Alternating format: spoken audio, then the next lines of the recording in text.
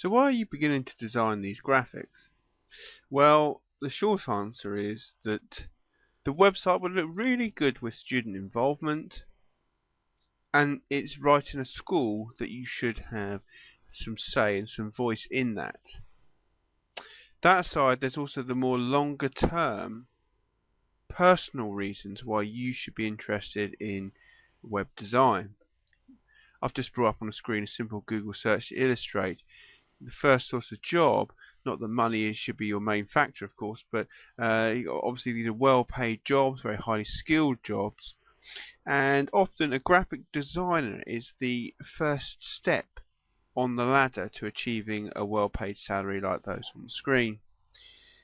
You would look actually at beginning around possibly £24,000 for an inexperienced website graphic designer, and then with skills and development you'd actually rise to become developing and programming itself. Now we're looking at the minute at buttons. Some people actually call these call to action buttons because they actually want you to do something. It's got an action. You can see on the screen some great examples of some of these.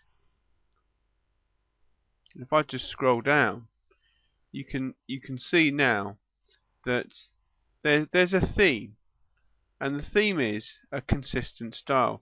They're all the same colour. They've all got the same subheadings.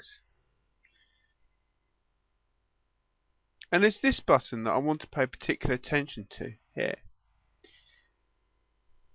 Now, it's the use of white space. Not just the white graphic or the white line around here, but it's the blue around it that makes this button stand out. It stands out from the other elements on the page. It clearly encourages you to do something.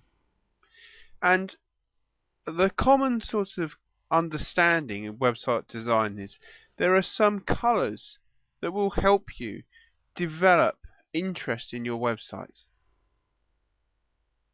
And those colours are blue and red and green. Yellow and orange are also particularly strong colours as well. The suggested ones that you want to move away from, you've guessed it, are brown, and possibly also black and white because they're a bit dull and boring and they don't stand out from the crowd. But to put it again in context, you want to make sure that your buttons stand out. They're fit for the target audience. So decide, is your target audience for these website pages students, teachers, new teachers in the school, or is it someone else? Would you think it's an Ofsted inspector, for example? Think carefully about that when you're designing your buttons.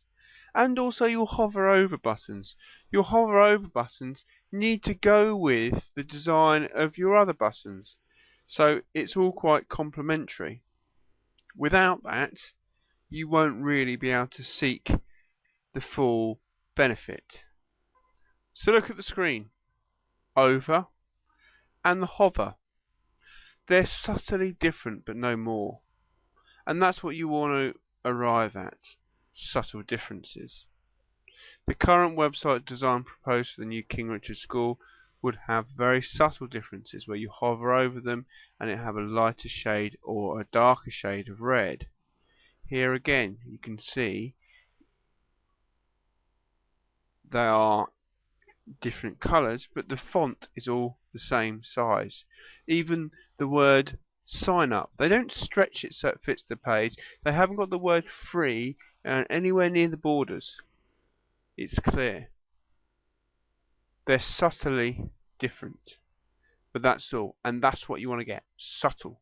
You don't want anything too dramatically different. That's a nice example of up, over when you hover over, and press down.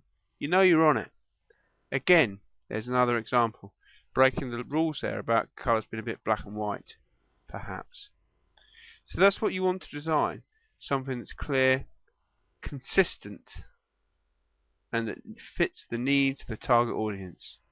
And you're designing these to make sure a website stands out, and you're designing these to make sure that people want to go to this part of the website. subtle differences again seen there. Subtle differences again.